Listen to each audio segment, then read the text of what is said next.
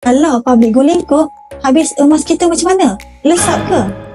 Soalan ini antara paling ramai orang tanya saya sebelum nak mulakan simpanan emas di public gold. Yelah, kita risau juga kalau syarikat pengeluar lengkok, macam mana nak dapat balik duit? Macam mana nak jual semula? Selamat ke simpanan kita tu? Risau tu normal. Saya dulu pun fikir macam tu juga.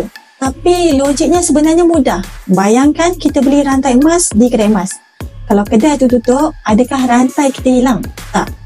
Rantai tu tetap ada dalam tangan kita. Sama jugalah dengan emas di public gold. Bila kita beli emas fizikal, kita pegang emas tu.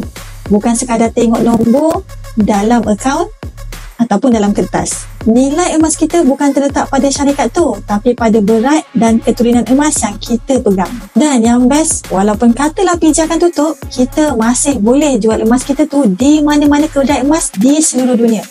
Sebab emas laku di seluruh pelosok dunia.